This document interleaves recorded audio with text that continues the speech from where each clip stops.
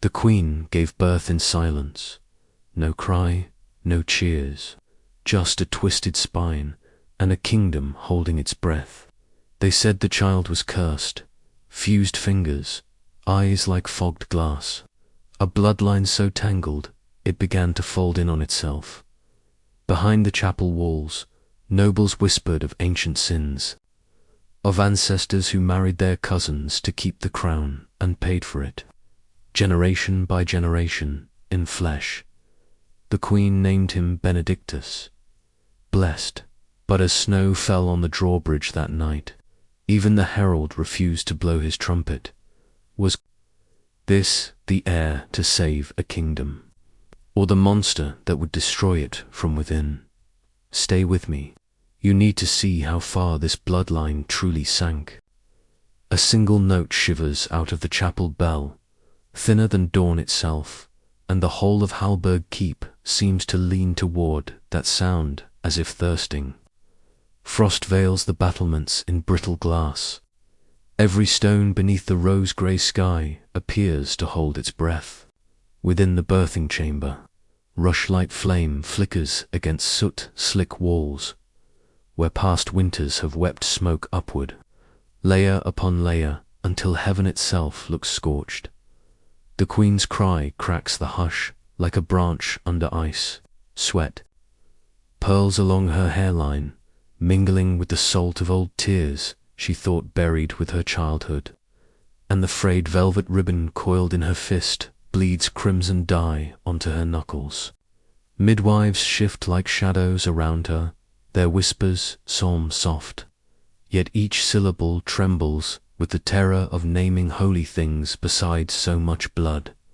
A cauldron of water spits against the hearthstone, its steam carrying lavender meant to ward fevers, though everyone here knows lineage is the sickness no herb can banish. Above, a candle gutters, wax weeping down iron in slow, deliberate sorrow. The queen counts each drip as a heartbeat. Outside the thick oak door, the herald's brass trumpet glints in the torchlight, polished, expectant, pitiless. It waits for only two notes, proclamation or dirge. Pain arches her spine. The rush mats crackle beneath clawed fingers. She hears the creak of the drawbridge chains beyond the window slit, weighty and wet with winter dew, an iron throat clearing itself. Before judgment, the kingdom is listening. It listens through keyholes, through arrow slits, through the hollow bones of ravens that perch on gutters and peer in. It listens now for the cry dot. Then, with a low, wet sigh, the child slides free slick grey, uncanny. Quiet, no jubilant wail rises, only a rasp like parchment ripped down its spine. A midwife drops the silver shears meant for severing the cord. The blades clatter against flagstone and ring too loudly. A wrong bell chiding heaven. Another woman, older, with fingers ink-stained from copying recipes of saintly relics, crosses herself so quickly her knuckles blur. They see the twisted digits, the curve of bone that asks a cruel question no one dares answer. Somewhere beyond, glass, a raven beats its wings against the lattice, feathers snow-damp, as though debt has taken the shape of a bird. The queen's first instinct is neither fear nor revulsion, but a fierce gathering. As if her arms remember vows her mind has not yet dared to speak, she presses the tiny, knotted body to her breast. The heartbeat there is frantic, hummingbird quick, and she feels her own pulse stumble into its rhythm, two disparate drums searching for harmony. Benedictus, she whispers, naming what no priest would bless without trembling, naming because names are shields even when shields are made of glass. The child's lungs rasp again, pulling the scent of beeswax and marigold into a rattle that echoes a kingdom's uncertainty. The bell outside loses courage after its single note. Silence flows in like cold water filling a well. A midwife reaches for a bowl of warm wine, intending to anoint the newborn's tongue as tradition demands, but her hand hesitates. In that pause hangs every whispered tale of bloodline's wound too tight around a single throne. The queen lifts her gaze, glazed with exhaustion, yet aflame with something older than hope, and nods once. The wine touches the infant's lips, a droplet stains them violet, as though prophecy itself takes color. Far below, hooves clatter in the icy courtyard. Envoys gather, crunching snow under gilded spurs, counting breaths to learn whether to ride north with news of triumph or disaster. Frost creeps across the arrow slit, spider webbing the glass. Each branching vein feels like an accusation scribbled by the night against the window of dawn. In the corridor, the herald raises his trumpet, mouthpiece brushing chapped lips. But the silence he hears within the chamber roots him to the stones. Brass lowers, verdict postponed.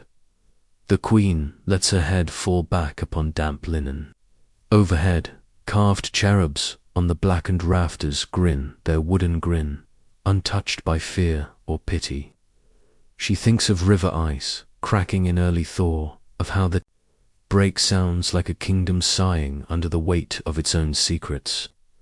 Somewhere, a clock within the chapel grinds forward, gears chewing time into obedient moments. Midwives bind the cord with a strip torn from linen embroidered once for feast days, and the queen wonders if cloth remembers joy when repurposed for sorrow. A single snowflake drifts through the warped lattice and lands upon the child's cheek. It melts at once, leaving a bead of water that slides along the malformed jaw before dropping onto the queen's collarbone, a tiny chilled baptism. Outside, clouds knot themselves into iron knots, thick as siege rope. Dawn, so pale at first, hardens into pewter. In a dark alcove near the hearth, a small brass censer swings on its chain where no hand has touched it.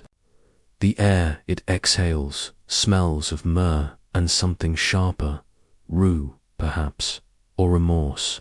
Smoke coils into shapes that resemble serpents swallowing tails.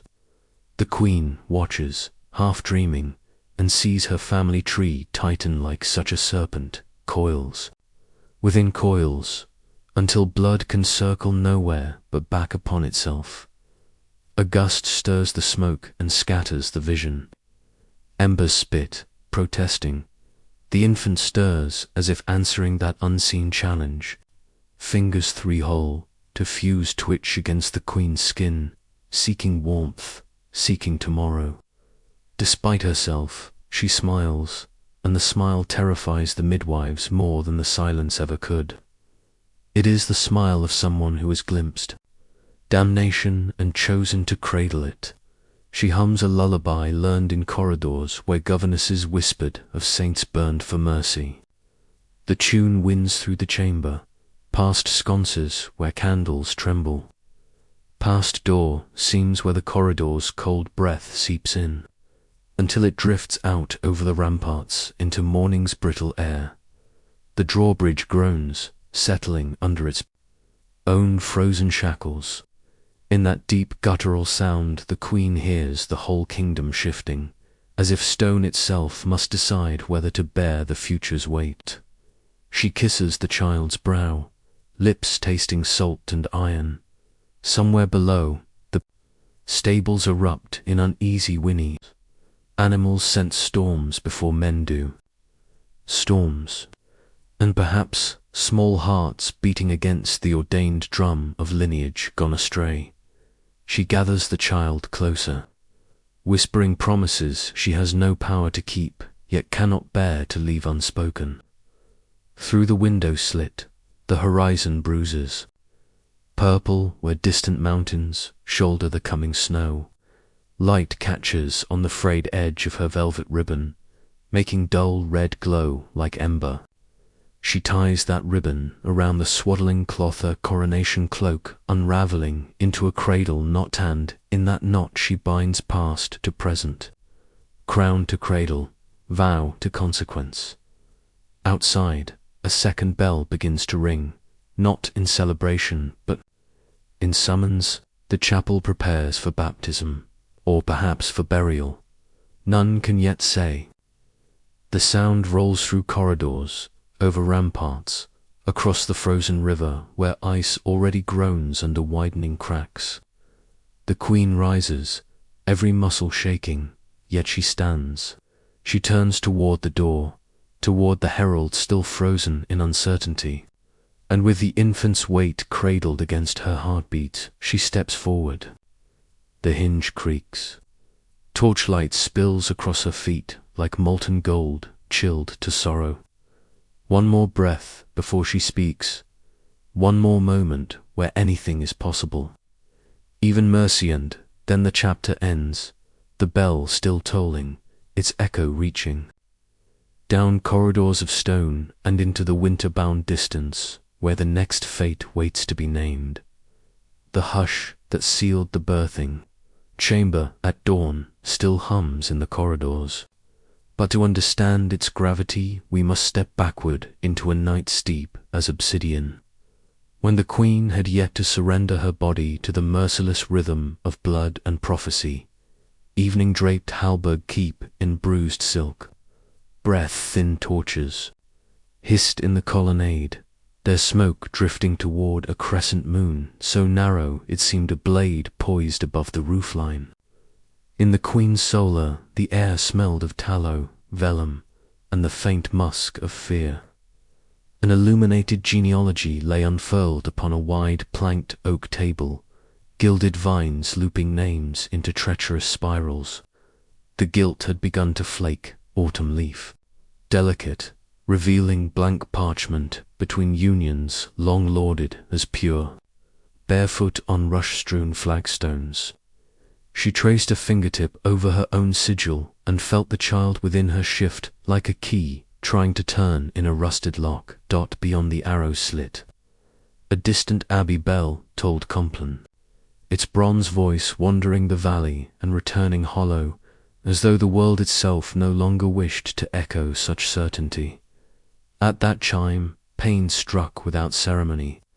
It was not a gradual tightening, but a sudden fist clamped around her spine, dragging her from contemplation into something older than scripture. Midwives hurried in, their breath flowering white in the chill. They carried brazier coals that sizzled when lavender sprigs were cast upon them, yet the queen's outstretched hand dismissed the herb. Instead, she demanded a reliquary shard of the true cross kept, in a casket no bigger than a sparrow's skull, because splinters, she believed, remembered how to hold a body together. Wax bled down the taper beside the table, each drop scoring time in molten beads. The walls seemed to lean inward, cracks webbed across lime-wash like veins beneath bruised skin. A tapestry of St. Margaret battling the dragon quivered in the draught, its woven heroism too thin to steady the room. From the kennels below rose the howling of hounds, the low, throaty warning they reserve for ghosts that wear no scent of man. Labour dragged the minutes open. Between contractions, she recalled half-forgotten midwinter legends, how ravens once carried messages between angels and kings until their feathers were charred for insolence, how babies born beneath a waning moon must be wrapped in animal fur before their first breath, lest hunger know their name. She whispered those scraps aloud, not as comfort but as bargaining chips for any spirit listening.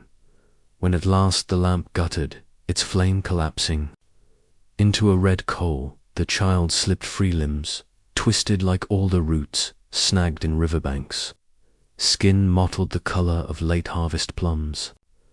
No triumphant cry followed, only a papery wheeze, as though lungs born of tangled blood could produce nothing louder than shame. A court scribe, quill hovering to inscribe lineage in the vellum ledger, faltered. Ink gathered on the nib, fat as an unshed tear. The queen hummed a lullaby dredged from the memory of her first wet nurser, woman who once sang over cracked milk teeth and was later buried beneath a linden whose roots tasted the same clay as commoners. Yet the tune shattered on her lips. Every note carried the weight of a promise already broken. Shutters rattled as wind clawed the casement, sounding eerily like wings, like ancestral ravens come to collect unpaid oaths. Snow began to fall, flakes spinning in torchlight like pale moths bent on immolation. She drew the child into her sable-lined cloak and felt the rattle in its chest echo her own faltering rhythm. Two discordant drums, mother and offspring, searching for a march they could share. She stepped onto the balcony. Below, rooftops glittered with scattered torches, a trembling sea of votive lights held aloft by invisible hands. A hush lay over the courtyard, thick as wool. Yet she could sense eyes watching from slitted windows, waiting to see whether mercy or horror would unfurl from her arms. Prayer, she pondered, might never straighten a braid of blood once it had learned to coil inward. But she allowed the snow to kiss the child's brow anyway. Each flake melted upon contact, leaving beads of water that traced the uneven ridges of its skull, as if the sky itself tried to edit the pattern of veins. Somewhere below, armor clinked. A slow patrol, deliberate, fearful of hearing what rumor said could not possibly live. Live, she whispered, the word leaving her mouth alike to frost. She did not know to whom she spoke, to the child, to the heavens, or to the annals of history that would one day weigh this night like coin in a balance. Candle smoke curled around them both, forming a brief, fragile halo before vanishing into the dark. Hours later, dawn would seep through the stone like diluted wine, and the scene inside the birthing chamber would turn to legend. A queen cloaked in sable, a child breathing in staccato, and a herald too shaken to choose between fanfare and funeral. But for now, in that violet hour between bells, she returned to the genealogy still spread across the table. With one trembling hand, she lifted the quill abandoned by the scribe and stroked a single line across her own name, connecting it not forward to triumph nor backward to purity, but sideways an arrow veering off the gilded path toward uncharted parchment. Ink glistened, black as raven feathers. Somewhere behind her, the child wheezed, caught breath, and fell silent again. She listened to that silence until it became a shape, an oracle telling her that the next choice would require more than lineage, would demand a heart willing to defy the map it had been given. She set the quill down. A wind rose from the west, nudging the shutter inward.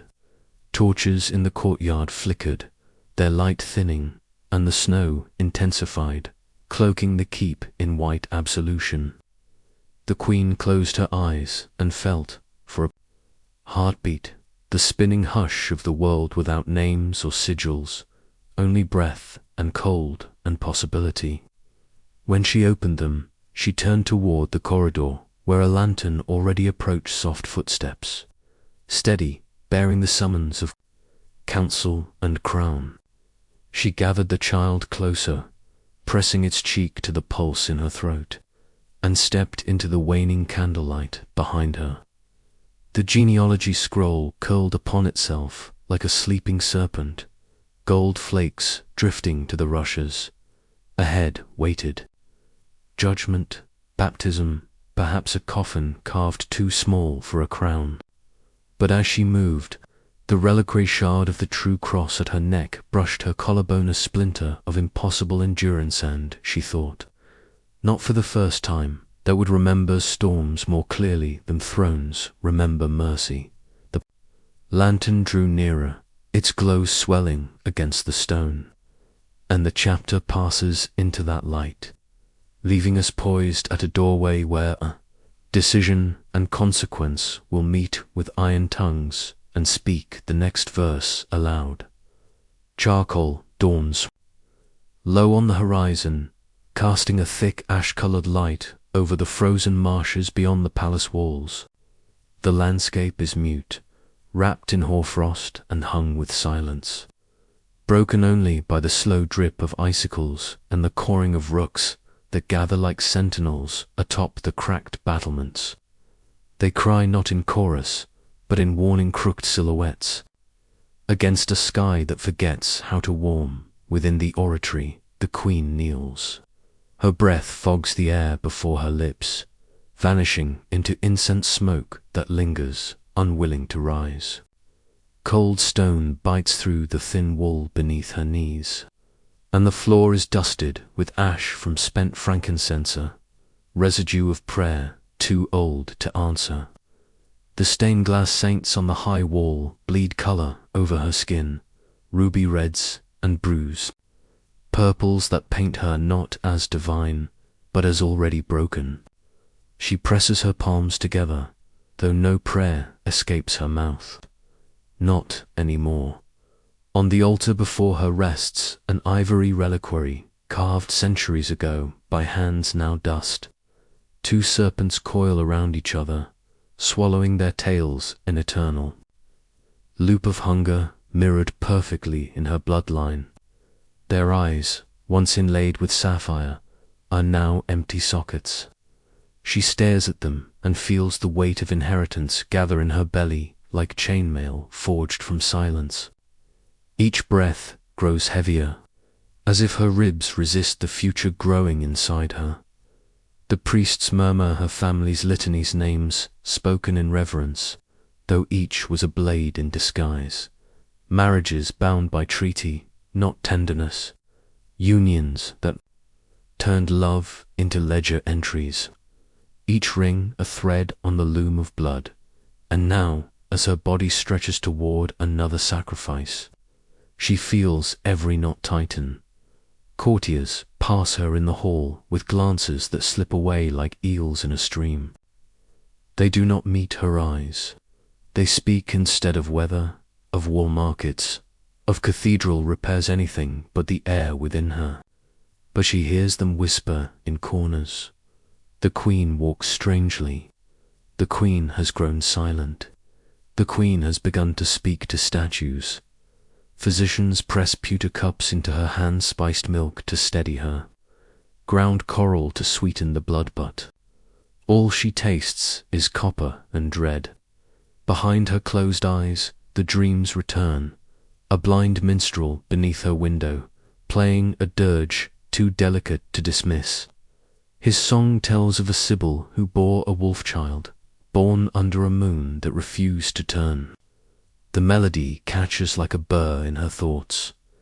Labor begins not with grace, but with resistance. It tears her from sleep beside a hearth that will not catch, the damp logs coughing up steam and smoke but no fire. Sparks hiss and vanish on cold stone. Her fingers claw at the rushes. A painted cherub above the hearth smiling once with gilded cheek splits and flakes, its powdered wings falling like dead moths to the floor. She screams. The sound ricochets off the old wood beams and stained glass, shaking dust from the rafters. And when the child is born, it does not cry.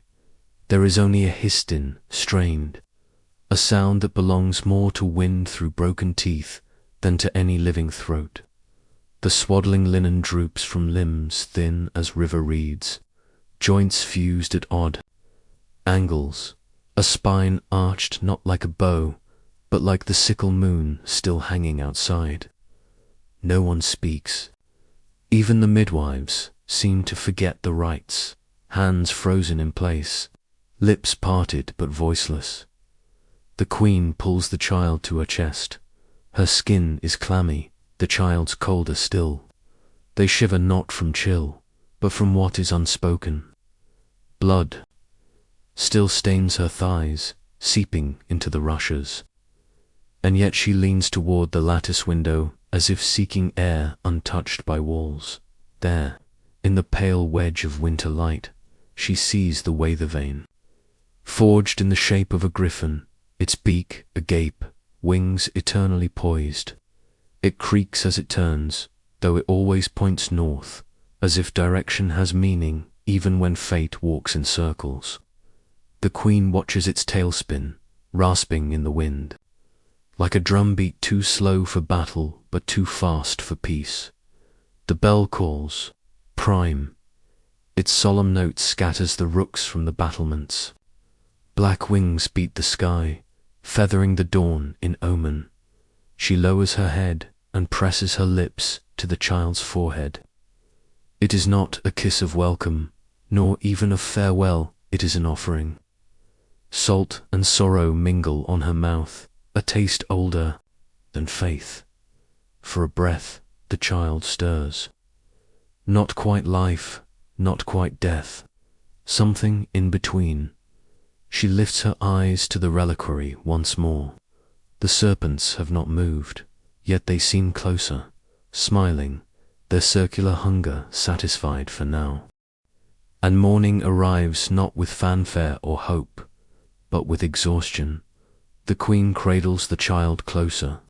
She cannot yet decide if she has birthed a prophecy or a punishment, but the cold presses harder now. From the hearth, from the air, from the world itself, and she knows this moment is not an ending, only the echo of a beginning. Outside the oratory, footsteps stir, soft at first, then gathering weight. Nobles, attendants, messengers who wait to know what banner to raise. And behind them, somewhere deeper in the keep, a forge is being lit, its fire stoked, not for iron, but for consequence. The chapter turns, the silence thickens, and destiny begins to speak in the language of torches and chain. Twilight spills through arrow slits like diluted wine, and the great hall inhales its bruise-colored glow. Conquest tapestries once bright, with victorious crimson, now appear steeped in sorrowful burgundy. Embroidered stallions rear in slow motion, their golden riders tarnished. Tables sag beneath roasted swan glazed in honey, quince bursting with cloves, trenchers dripping fat yet. No servant moves, no silver flashes. The birth has turned feast to vigil. From the minstrel's loft, a lute unravels a single minor chord, so thin it trembles the rushes. At the high dais, the king sits rigid, coronet tilting as though burdened by invisible antlers of unspoken blame. His goblet remains untouched, red wine thickening at the rim. A stagnant pool that mirrors the hushed dot behind an arras heavy with the scent of fox fur. The queen lies half reclined on a birthing couch, still stained from ordeal. Tallow candles gutter, their smoke braided with myrrh until the air grows sweet sour, like meat left too long by a winter window. By the hearth, a shallow bowl of milk quivers old charm against changelings, but even childhood superstitions cannot settle her pulse. She remembers the lessons: bread crumbs in pockets to trick fairies, iron shears beneath pillows to banish night hags, rosemary woven in hair to guard the cradle. Yet no talisman thwarts blood that has folded back upon itself for generations, stitching cousins to queens and turning heritage into snare. Her breath sounds borrowed, as if the room itself lends her air by the thread. The arras parts. Midwives appear, steps muffled by thick carpets. Wrapped in sable, the newborn is placed beside her. A hush snaps the chamber shut, doorless and profound. Candlelight exposes eyes filmed with cataract blossoms that could swallow a chapel. Bell without echo. The queen offers a gloved finger. The infant's twisted hand scrapes against leather, unable to clasp. A thin red line blossoms across the glove, bead of blood bright as holly on snow. she does not flinch. Instead, she studies the child's chest rising in uneven shivers. Each breath a shaky petition forged of hope and disobedient flesh. A solitary bell tolls vespers, its hollow clang echoing like wind through a ribcage. Somewhere beyond the walls, ravens shift atop the midsummer gallows, black petals against a windless, bruised dark sky. Their claws tap the beam in a rhythm older than drums, 1 for warning, 2 for witness, 3 for debt. The queen counts without moving her lips, 1, 2, 3, and wonders which they herald tonight. Footsteps approach, measured, deliberate. The royal confessor enters, cassock hem whispering across the reed mats. He carries a pewter cruet of holy water and a question that weighs more than any chalice. Will the babe be unveiled at dawn, as custom for heirs, or hidden behind veils until judgment decides its worth? His gaze flickers to the infant and recoils, though his lips shape a saintly smile. Candlelight catches the queen's reflection in a copper ewer beside her bed. Crown crooked, eyes rimmed dark, face marble white except where sweat glistens. Like Thor, she imagines tipping that water onto the stone floor, letting it crawl along the flagstones, mapping futures none dare name aloud. Behind the confessor, servants hover, waiting to know which tapestry to hang at sunrise, the golden phoenix of celebration or the starless black of royal mourning. Their hands clutched folded cloth and unspoken fears. Outside, torches ignite along the city's curtain, wall sparks flung skyward like pleas that heaven won't answer. For each flame a hush is born, because fire reveals as much as it protects. And tonight the kingdom would rather stay blind. The king's steps echo closer. He pauses at the threshold, but the queen does not turn. She lifts her bleeding finger to the child's lips, drawing a smear of crimson across pale skin. Iron Thames meets infant breath. The little mouth quivers, tasting an inheritance neither of them can refuse. In that moment she feels destiny coiled tighter, a serpent beneath her ribs. She knows the court will claim mercy wears a mask of duty, that kingdoms cannot love what they fear. But she also knows fear can be taught to kneel. Benedictus. She murmurs not blessing, but defiance. The newborn's eyes flutter, a storm behind cataract clouds. A draught sweeps the hall. Candle flames bend, shadows lurch across stone like wounded stags, and the lute's single note sours into silence. Somewhere in the rafters, doves meant for morning release shuffle restless in their wicker cage, feathers chafing against wicker, as if anticipating verdict. The queen closes her eyes. She sees dawn arriving with 2 faces, one where trumpets proclaim an heir forged of winter's iron, and the other where bells toll loss before the cock crows. Both dawns taste of snow. Both cost blood. She opens her eyes to the confessor's unmoving lips, to the king's breath trapped behind clenched teeth, to torches outside climbing the ramparts like desperate prayers. Slowly she gathers the infant against her heartbeat. Its weight is slight, yet it anchors her to the stone like a vow hammered into anvil. She does not answer the confessor. Instead, she lets silence swell until it is thick enough to swallow the question whole, beyond the high windows. Night deepens to pitch, but on the horizon a faint rim of silver announces moonrise. That thin light skims the bowl of milk near the hearth, painting a perfect halo on its trembling surface. The queen follows that shimmer and thinks of ancient legends claiming the moon decides which souls walk in shadow and which in sunlight. She wonders which verdict will dawn choose for the child sleeping upon her pulse. In the great distance, a single rooster crows too early, startled perhaps by torch glare, or by the hush that feels like the earth drawing breath. Its cry pierces the whole thread of sound, stitching night to morning. Somewhere beneath the keep, armor buckles. Counselors stir, summoning courage they do not own. The queen presses her lips to the child's crown, where skin is thin as parchment and veins map. A future in fragile blue ink. She carries that map within her heartbeat as she rises, fox fur quilts sliding from her shoulders like shed winter. Her gaze meets the king's across the shadowed span. He takes half a step, unsure whether to reach for her or recoil. She moves first past him, past the confessor and his silent blessing, into the torchlit corridor where stone breathes cold and the smell of iron lingers. Behind her, the bowl of milk still trembles, untouched, a charm abandoned to moonlight.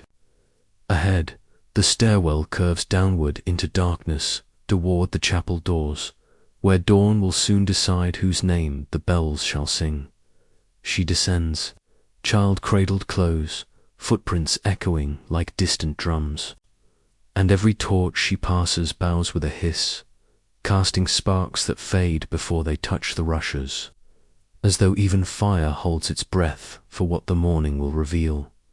ChatGPT said, rain strafes the sea cliffs in slanted sheets, each drop a needle stitching sky to earth.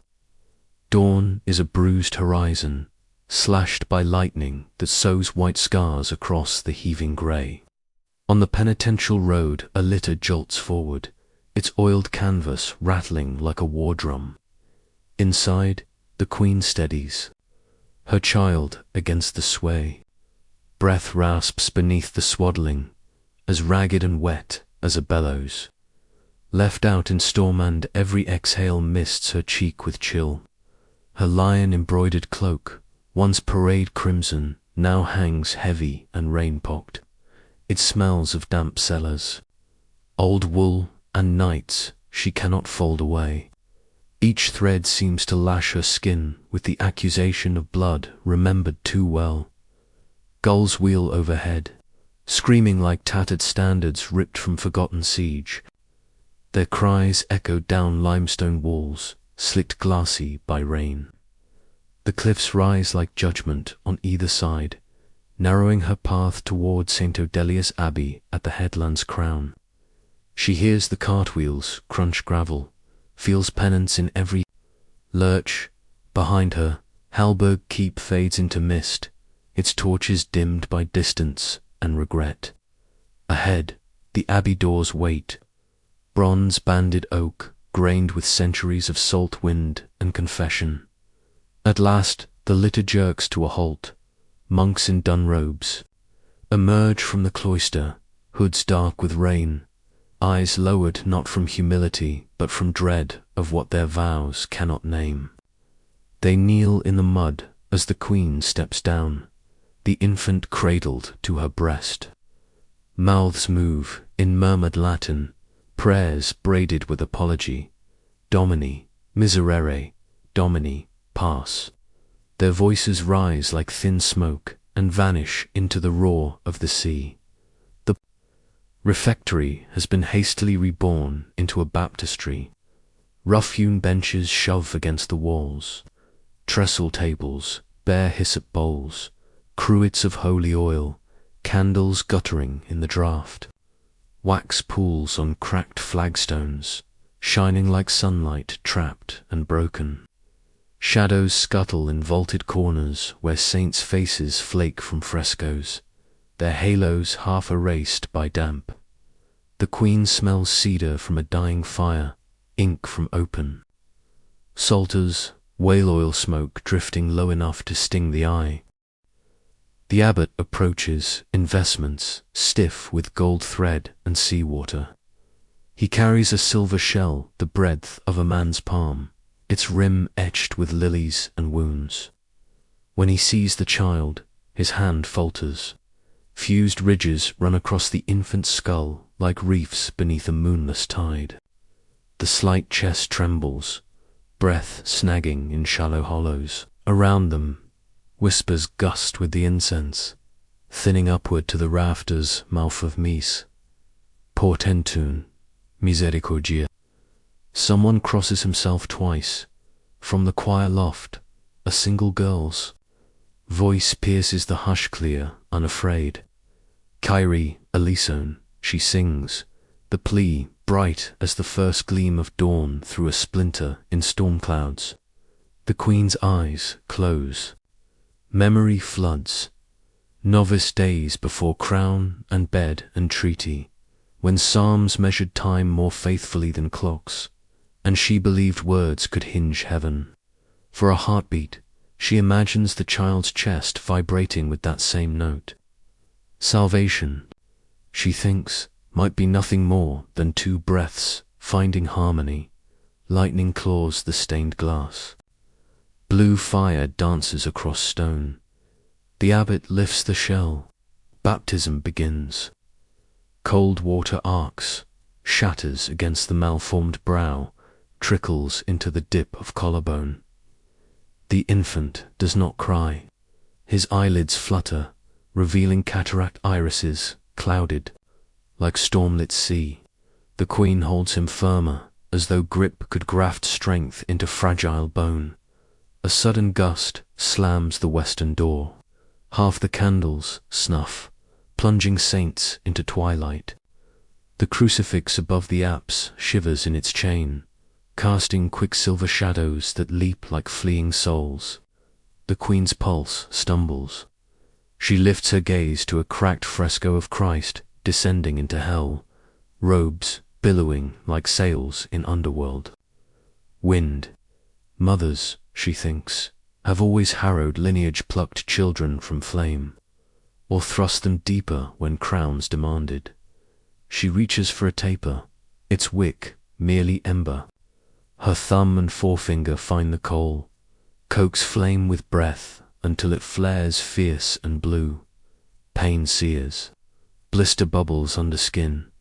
She does not flinch.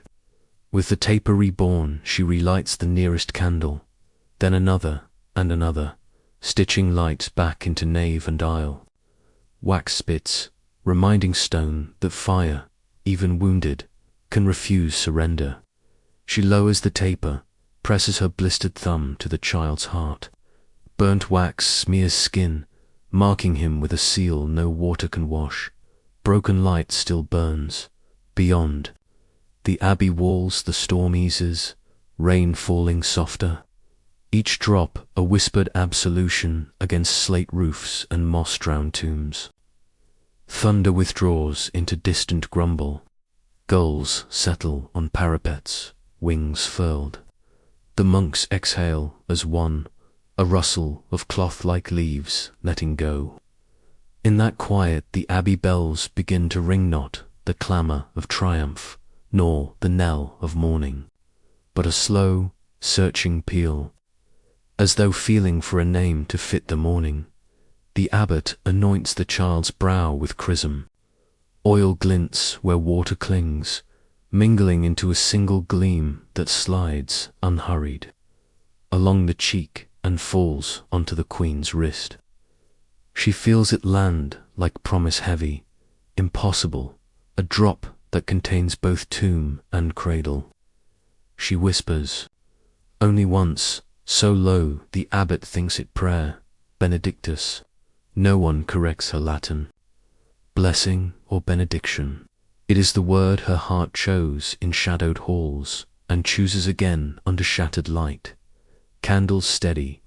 The girl in the loft lets her final Kyrie taper into silence. The monks rise, still hooded, and retreat into cloisters where ivy gnaws stone and oaths age unspoken. The abbot offers the Queen parchment to sign, but she shakes her head. Names written today, she knows, can be unwritten by council hands tomorrow. Instead, she gathers her cloak, heavy with storm and heraldry, and turns toward the doors. Outside, the sky is rinsed pale, clouds drifting apart like pages turned after confession. Rain beads on cloister roses, each petal reflecting dawn's reluctant gold. The penitential road waits, slick but passable now, curling back toward a keep where banners must either rise or fold. She steps into the hush beyond the threshold. Behind her, the bronze-banded doors grown closed, sealing hymns and incense inside stone. Ahead, gulls shout across widening sky, and the wind carries the salt of distances not yet dared. She shifts the child in her arms. A soft exhale brushes her throat, a fragile answer to bells still searching for verdict. Somewhere beyond sight, counselors sharpen words like spears, and the king measures love against lineage. But here, amid rain-washed quiet, the queen breathes, with her son beneath a sky scraped clean, and wonders how long broken wax can hold flame before the world decides to smother or to see. Midnight unrolls itself. Across Hallberg, like a bolt of black ice, every turret rimmed with frost, so hard it rings if tapped by wind. The courtyard torches have guttered to red coals, and the stars overhead glitter with indifferent extravagance. A million shards scattered on velvet none will ever gather.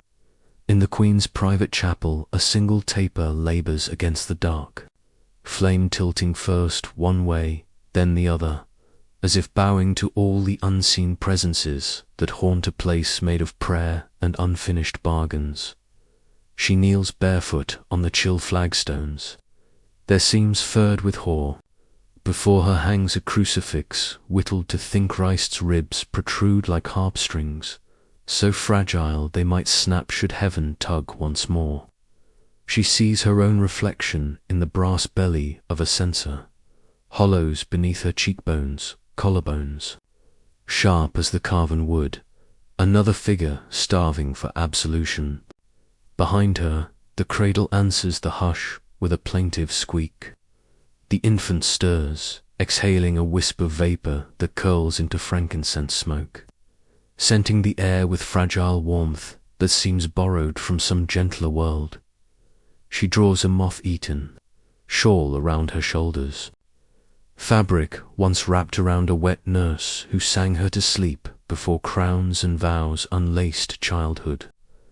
Lemon thyme still clings to the weave, wood smoke hides in the warp.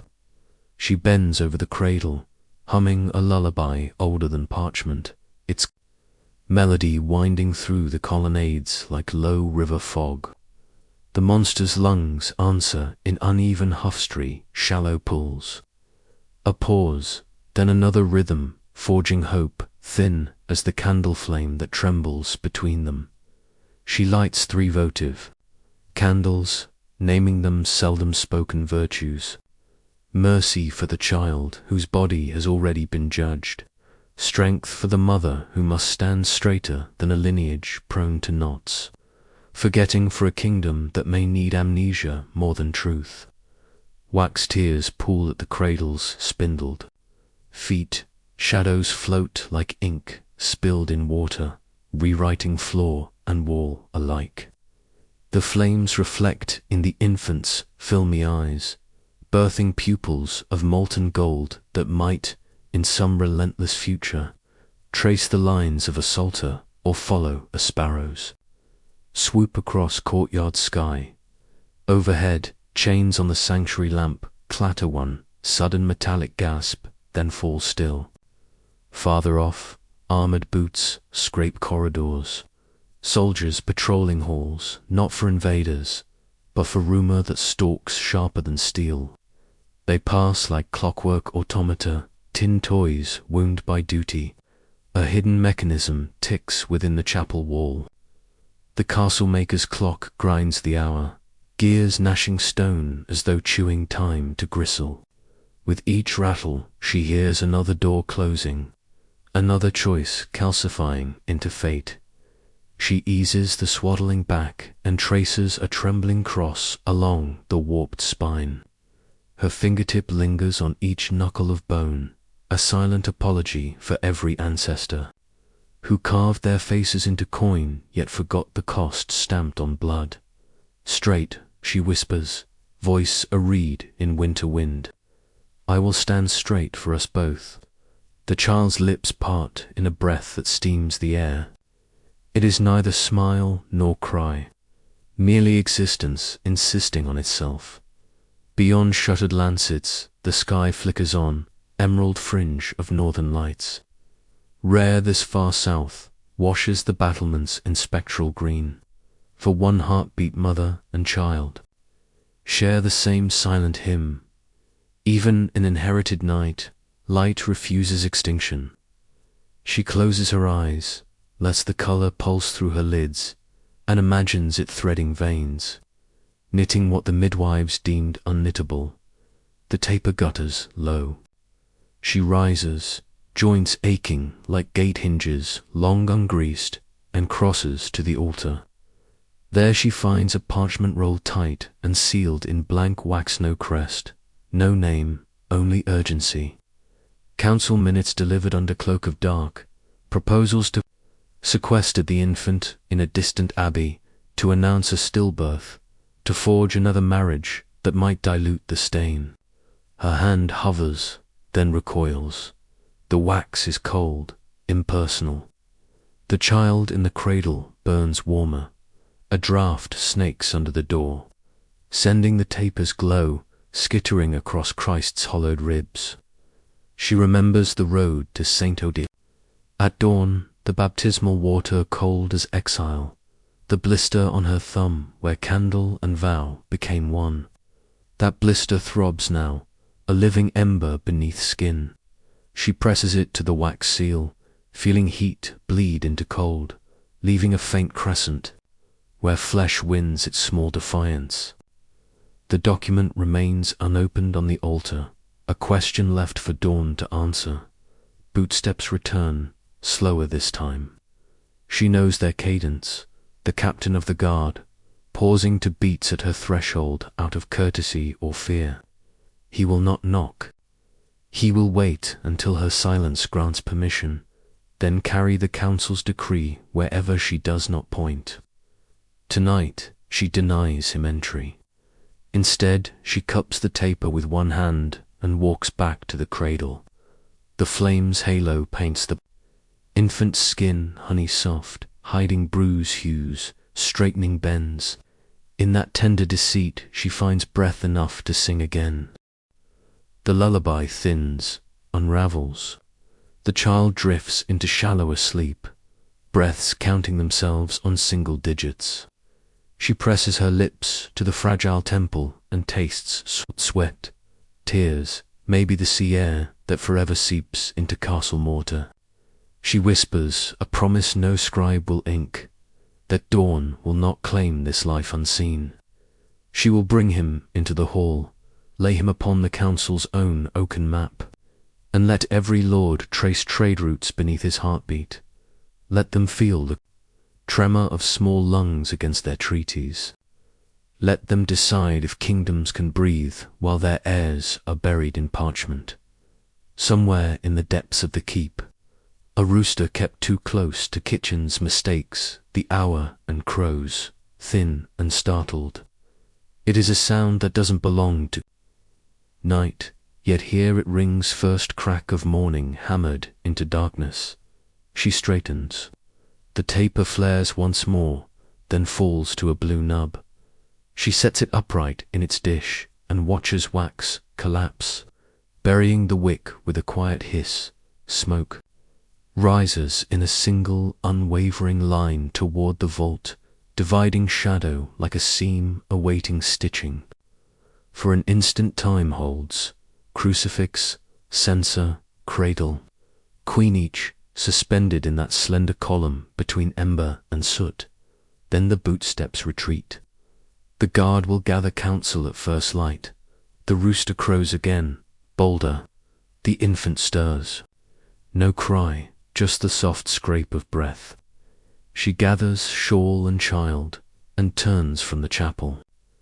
Behind her, the 3 votive candles burn steady.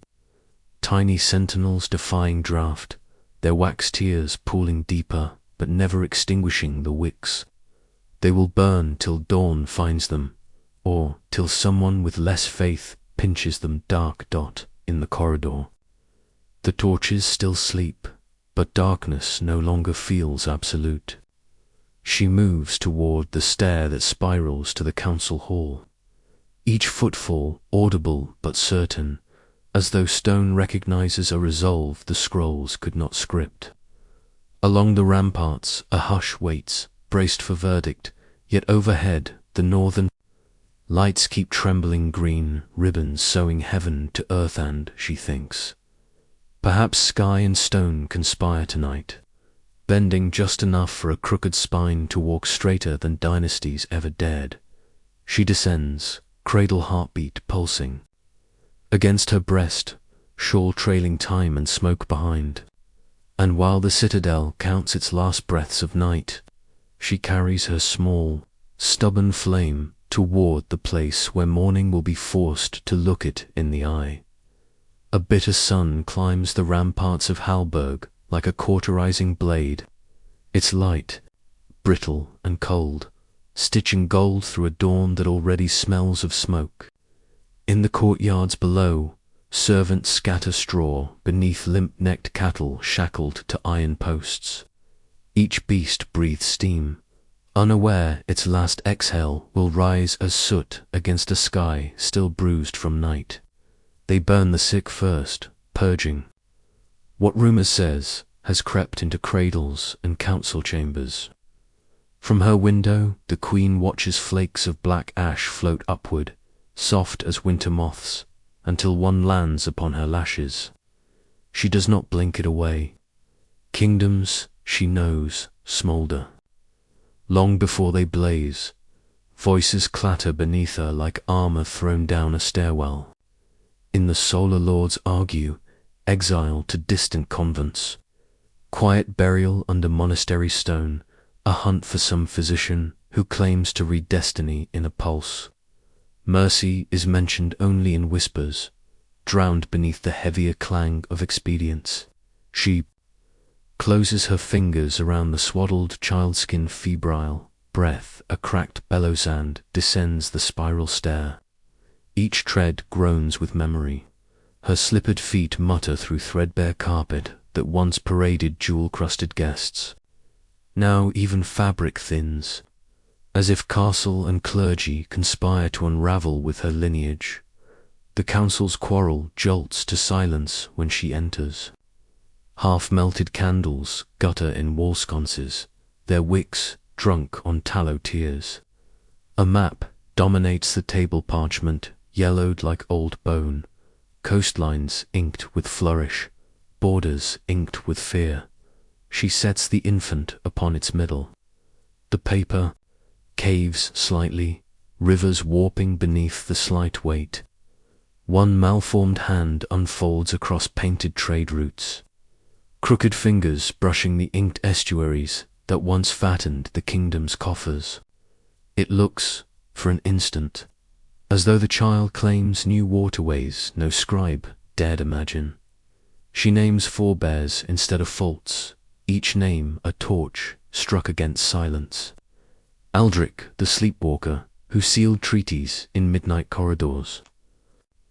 The moon-eyed, whose visions steered fleets yet could not save herself from fever. The twin princes who breathed 1 hour together, enough for poets to carve them into heraldry. The sister who walked into the sea because her dowry weighed less than her dread. With every ancestor invoked, sparks snap from braziers, leaping like startled memories across the gilded helms of men grown slick with sweat. See the shape of our glory, she says, her voice low, iron-lined, and the cost beneath its gold. The child wheezes a delicate chime that splinters the hush. Heads turn. A baroness bites her lip until it pales. A bishop's fingers tighten on rosary beads that rattle like bones in a reliquary. They search one another's faces for courage, find only angles of fear. A single down feather, escaped from a herald's cloak, drifts through the air and settles upon the map's depiction of the grand cathedral. The queen plucks it, holds it above a candle. Flame licks soft vein into ember, smoke curling like a question never allowed to reach the tongue. She lets the ember fall. It lands upon the infant's heart, crumbles into soot. A soot-dark baptism where water failed to cleanse. Ashes to embers, she murmurs, and the words sound less like comfort than decree. Grief forges iron in her throat. She feels it temper with every syllable. Beyond the arched window, the cattle bell tolls once, twice each clang marking another. Beast surrendered to flame. Orange blooms against winter air, lighting snow in flickers of funeral dawn. A lord begins to protest, some plea for discretion, for a veil of silk and silence, but she lifts a hand. Her blistered thumb, still raw from the chapel taper, gleams red gold. Touch your maps, she tells them, and feel how paper buckles under truth. Reluctantly, they lean. Fingers brush the parchment. The child's shallow breaths ripple coastlines beneath their touch. None speak, for every river tremor reminds them how fragile ink is when set beside flesh. Smoke presses through arrow slits, smelling of burnt straw and charred regret. The queen gathers her son, nestling him against the lion embroidered over. Her heart, his eyes flutter open, pale, clouded, yet reflecting candle fire enough to seem a light. Live, she whispers, only for him, a single syllable prayer struck from flint, striking sparks against destiny's stone. She turns to the window again. Outside, pillars of smoke braid skyward, thick as incense before indifferent altars. She imagines heaven regarding the rising soot, not as plea, but as record. This many lives, this much fear, weighed against one heart, still beating in defiance. She tastes ash on her lips, bittersweet as unspoken confession, and feels the room. Behind her breathe in at the same slow rhythm as the child. For a moment, mother, monster, and kingdom share the same fragile cadence. May he live, she says, this time aloud, the words rolling like hammer on anvil, long enough to teach every knee, even mine, how to bend. The council flinches, uncertain whether she speaks warning or hope, perhaps both. She does not clarify. Let them learn new postures in the presence of broken bones that will not apologize. Down in the courtyards, flames roar higher. Cattle collapse into shadows, horns arcing heavenward, as if saluting surrender. The smell is thick, a mingling of hide and straw and finality. Yet above it the sun hardens, a coin newly minted, cutting through smoke with merciless clarity. It illumines her face where ash still freckles lashes, and she does not wipe it away. She wants the soot to bear witness. Behind her, the map waits, puckered and torn where infant weight confused geography. Trade routes warp, borders sag, cathedral. Ink blurs beneath tiny stains of melted snowflake and ember dust. Already cartographers will be summoned to redraw what power has shifted. Already rumor gallops down corridors faster than any herald can bridle. She breathes once, twice, then steps back from the window. The hall feels smaller now, walls closing like pages around a narrative none can escape. Outside, the cattle bell tolls a final time, the note lingering in frosted air before shattering into echo. She cradles her child, turns toward the door, and the nobles part as water parts before a prownot from reverence. Perhaps, but from the instinct that deeper tides are moving beneath this fragile arc of stone. She walks, slippered feet silent. As dusk, out of the solar and into a passageway where tapestries sigh with old drafts. Behind her, councillors remain staring at the warped map, at the feather ash still smudging cathedral spires, At the candle whose flame refuses to die, though smoke crowds each seam of air. And somewhere beyond these walls, dawn continues to scorch, frost to steam, promising that when night returns it will find this kingdom changed, whether by plague or by the small, insistent breath of a child no decree can bury. The queen pauses at the threshold where corridor turns to ward-chapel stair. She lifts her gaze to vaulted stone and wonders which sound will reach heaven first, the cry of newborn lungs that may yet strengthen, or the hiss of pyres dying in the snow. She walks on, shawl trailing a scent of time and smoke, carrying her ember into halls grown suddenly uncertain of their own foundations. And the camera of our telling stays behind, lingering on that map still trembling, listening to the faint wheeze that echoes in its folds. A question of borders and bloodlines, rewritten by the weight of one unmatched heartbeat. Next chapter to decide how the kingdom of ash and ember will endure its reckoning.